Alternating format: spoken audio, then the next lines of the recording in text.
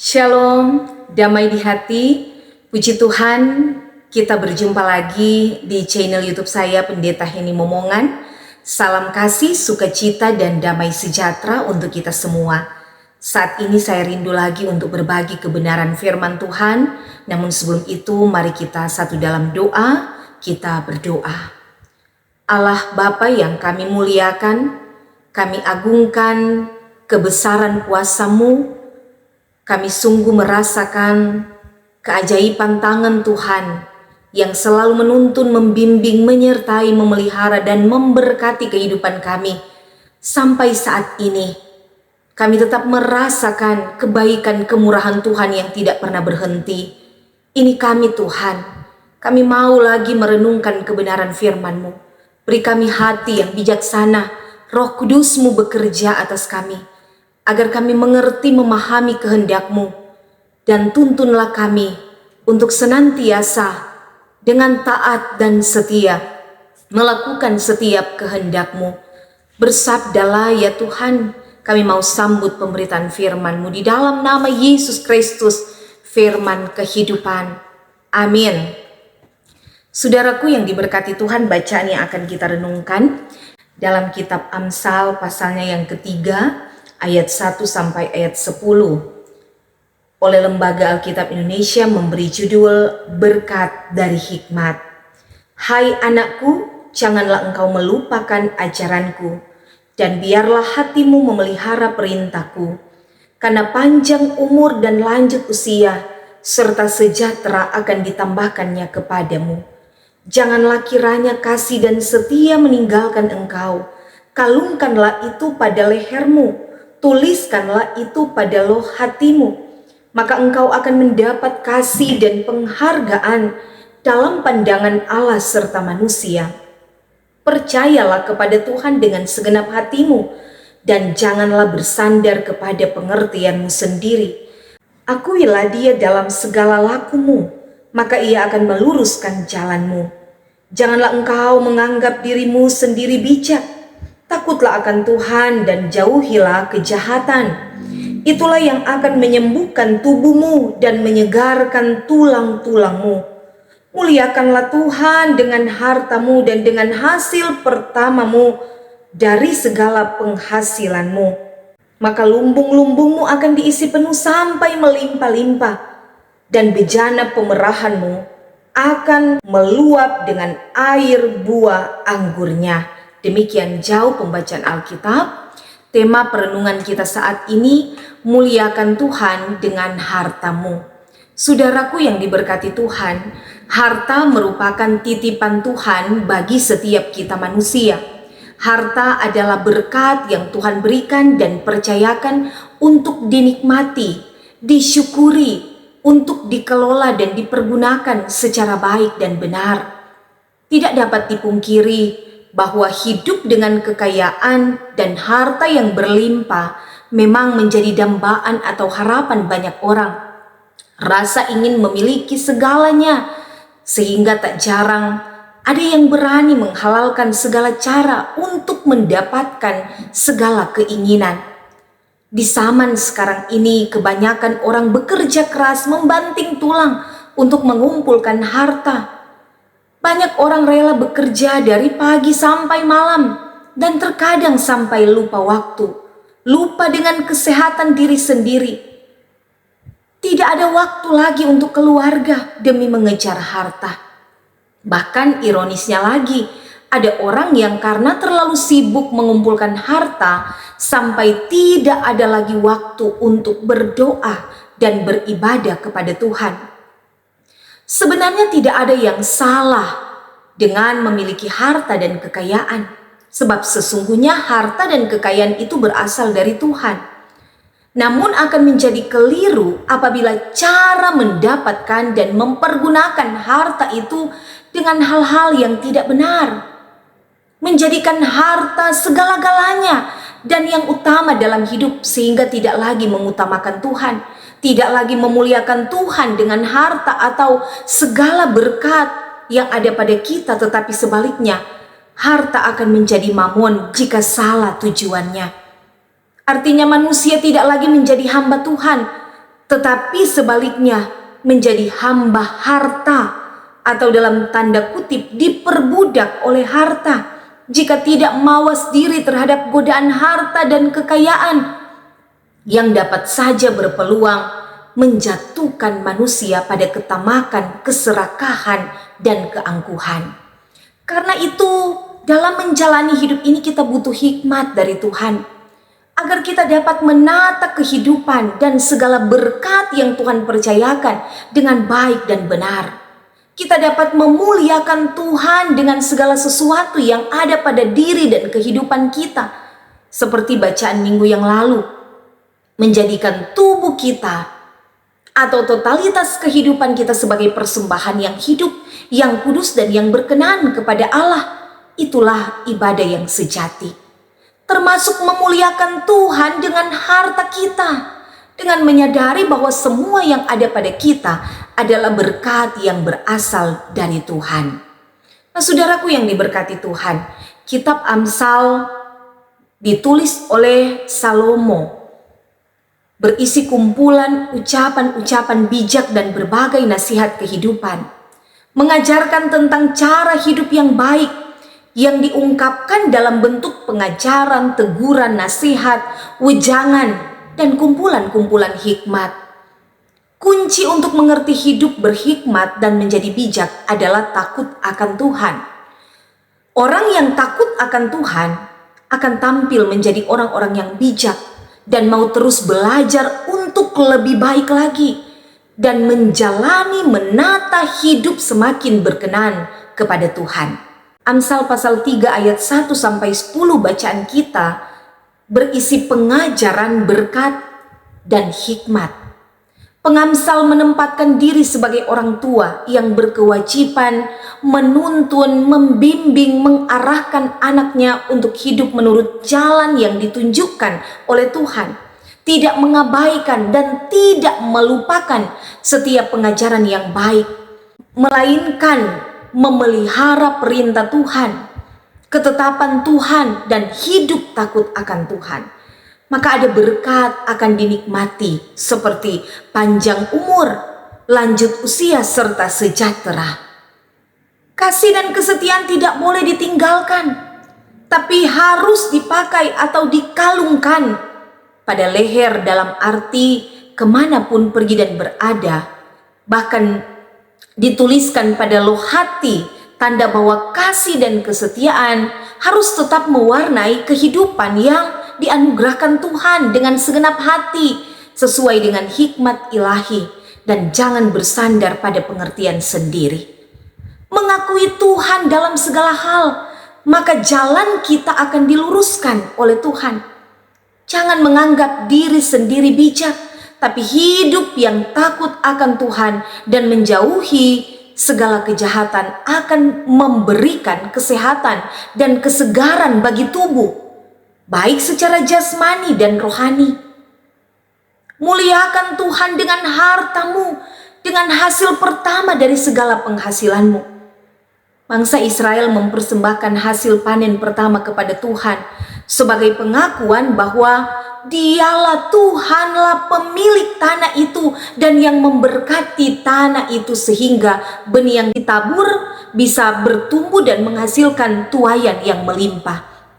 Karena itu, sebagai umat Tuhan kita diingatkan untuk memuliakan Tuhan secara khusus melalui persembahan hasil pertama.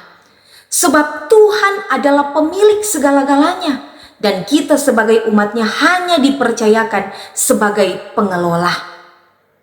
Maka dengan demikian dikatakan, lumbung-lumbungmu akan diisi penuh sampai melimpah-limpah dan bejana pemerahanmu akan meluap dengan air buah anggurnya.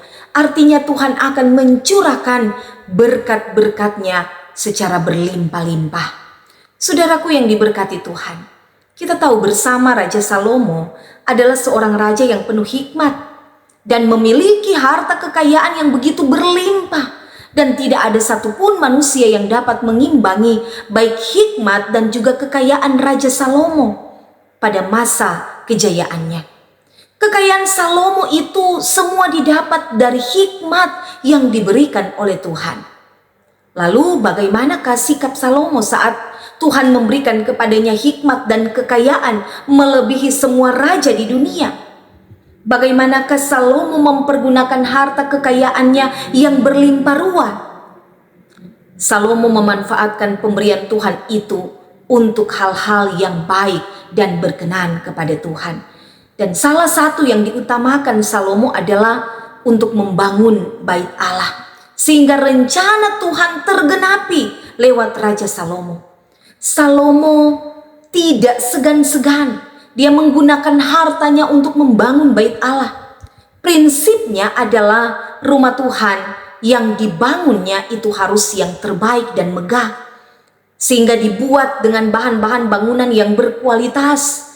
Kayu aras, kayu sanobar, dilapisi dengan emas dan perak, tembaga, dikerjakan oleh orang-orang yang penuh keahlian, pengertian, pengetahuan, atau ahli bangunan. Bagi Salomo, Tuhan itu ditempatkan menjadi nomor satu di atas harta kekayaan yang dimilikinya. Lalu apakah kekayaan Salomo berkurang? Tidak, saudara-saudara. Lihatlah betapa baiknya Tuhan. Salomo tidak menjadi berkekurangan setelah ia menggunakan harta kekayaannya untuk kemuliaan Tuhan. Justru Salomo mendapatkan berlipat ganda berkat dari Tuhan. Dia menikmati kejayaan, dia menikmati kemakmuran, kekayaan, dan kekuasaan. Inilah janji Tuhan kepada setiap orang yang menghormati Tuhan, mensyukuri berkat Tuhan, memprioritaskan Tuhan lebih dari apapun, maka Tuhan akan membuka jalan untuk mencurahkan berkat-Nya. Saudaraku yang diberkati Tuhan, semua yang ada pada kita adalah milik Tuhan. Berkat yang Tuhan titipkan dan percayakan bagi masing-masing kita untuk disyukuri dan dipergunakan secara baik dan benar. Tuhanlah yang memberi dan mempercayakan semuanya itu bagi kita. Karena itu firman Tuhan saat ini mengajak kita untuk memuliakan Tuhan dengan harta kita, dengan hasil pertama dari segala penghasilan kita. Ketika kita dengan sukacita dan kerelaan, ketulusan memuliakan Tuhan dengan harta dan hasil pertama, itu berarti kita telah menunjukkan rasa syukur kita kepada Tuhan. Kita telah menunjukkan rasa ketertundukan kita kepada Tuhan dengan menyadari bahwa Tuhanlah pemilik sejati dari segala sesuatu yang kita miliki. Saat kita memuliakan Tuhan dengan harta yang dianugerahkannya kepada kita, berarti kita menghormati Tuhan. Kita memprioritaskan Tuhan lebih dari apapun. Banyak orang menghabiskan waktu untuk meminta berkat dari Tuhan, menghabiskan waktu mengejar dan mengumpulkan harta, tetapi sayangnya tidak punya waktu lagi untuk mencari Tuhan, maka semua itu sia-sia adanya. Sekali lagi, harta itu adalah berkat dari Tuhan yang memang harus kita upayakan. Kita bekerja, kita berusaha untuk mendapatkan berkat berupa harta dan kekayaan, tetapi janganlah menjadikan harta sebagai segala-galanya dalam hidup kita. Kita perlu berhati-hati dengan harta kekayaan. Jangan sampai harta kekayaan merusak hubungan kasih kita dengan sesama. Janganlah juga karena harta kekayaan kita melupakan Tuhan. Kenyataan di sekitar kita memperlihatkan keinginan menjadi kaya atau memiliki banyak harta, juga keinginan untuk terbebas dari kemiskinan terkadang membuat orang menghalalkan segala cara, melakukan kecurangan, tipu muslihat, korupsi, mencuri, merampas hak milik orang lain, dan berbagai kejahatan lainnya. Demikian juga karena harta dan kekayaan seringkali hubungan kekeluargaan, hubungan persaudaraan, hubungan orang tua dan anak, hubungan kakak beradik menjadi retak. Hubungan persahabatan menjadi putus, bahkan hubungan dengan Tuhan menjadi tidak terjaga. Saudara, kita perlu menyadari dan selalu mengingat bahwa segala sesuatu yang ada pada kita itu adalah karunia Tuhan. Semuanya adalah milik Tuhan. Semua hanya dititipkan Tuhan untuk sementara waktu. Karena itu jauhkanlah kesombongan, jauhkanlah keegoisan, ketamakan, keserakahan. Kita dipakai Tuhan untuk menjadi penata layanan, pengelola dan pengguna segala berkat-berkat Tuhan dengan mengucap syukur. Dan ketika kita diberkati, kita harus menjadi berkat bagi orang lain. Berkat yang Tuhan berikan bukan hanya untuk dinikmati sendiri, bukan hanya untuk kepuasan diri kita sendiri, tetapi sesungguhnya kita diberkati karena Tuhan ingin memakai kita menjadi alat berkat bagi orang lain. Muliakan Tuhan dengan harta yang ada pada kita. Artinya mari kita gunakan berkat yang Tuhan percayakan untuk menghormati Tuhan dan supaya nama Tuhan dimuliakan. Firman Tuhan juga mengingatkan kita untuk menyisihkan sebagian harta dan milik kita serta hasil pertama dari penghasilan kita untuk kita persembahkan kepada Tuhan. Muliakan Tuhan dengan harta kita, muliakan Tuhan dengan hasil pertama dari segala penghasilan kerja kita. Mempersembahkan buah sulung akan menggerakkan hati Tuhan, membukakan pintu-pintu berkat lainnya. Maka percayalah dan pegang janji Tuhan, lumbung-lumbungmu akan diisi penuh sampai berlimpah-limpah. Ayatnya yang ke-10. Kita tidak perlu ragu, kita tidak perlu khawatir ketika kita mempersembahkan yang terbaik bagi Tuhan. Allah sanggup melimpahkan segala kasih karunia kepada kita, sehingga kita senantiasa berkecukupan dan malah berkelebihan. Karena itu marilah kita mempersembahkan yang terbaik bagi Tuhan dari harta kita dengan penuh ucapan syukur. Termasuk kita memberi persembahan persepuluhan dengan penuh kerelaan. Jangan dengan sedih hati atau karena paksaan, apalagi bersungut-sungut, berbantah-bantahan. Maleakhi 3 ayat 10 berkata, bawalah seluruh persembahan persepuluhan itu ke dalam rumah perbendaharaan, supaya ada persediaan makanan di rumahku, dan ujilah aku, firman Tuhan semesta alam. Apakah aku tidak membukakan bagimu tingkap-tingkap langit dan mencurahkan berkat kepadamu sampai berkelimpahan? Masih banyak orang Kristen yang ragu untuk memberikan persembahan persepuluhan karena berpikir ada begitu banyak kebutuhan hidup yang harus dipenuhi. Tapi firman Tuhan jelas mengatakan, ujilah aku, ujilah Tuhan. Apakah Tuhan tidak akan membukakan bagimu tingkap-tingkap langit dan mencurahkan berkat kepadamu sampai berkelimpahan? Saudara, saya yakin banyak di antara kita juga sebagai umat Tuhan yang merasakan bagaimana Tuhan tidak pernah lalai menepati janjinya bagi kita. Ketika kita melakukan apa yang Tuhan minta, apa yang Tuhan suruh kita lakukan, termasuk kita memberi persembahan yang terbaik, memberi persembahan buah sulung, memberi persembahan persepuluhan atau persembahan syukur lainnya, menopang pekerjaan pelayanan gereja Tuhan. Ketika kita beri dengan sukacita, kita selalu akan menyaksikan bagaimana Tuhan memberkati kita dengan berlimpah-limpah. Bahkan Dia memberkati lebih dari apa yang kita doakan, lebih dari apa yang kita pikirkan. Karena itu saudara, percayalah kepada Tuhan dengan segenap hati. Jangan meragukan kuasa Tuhan yang besar dan dahsyat. Muliakan Tuhan dengan segala yang ada pada kita. Sebab segala sesuatu adalah dari Dia, oleh Dia, dan kepada Dia. Bagi Dialah kemuliaan sampai selama-lamanya. Amin.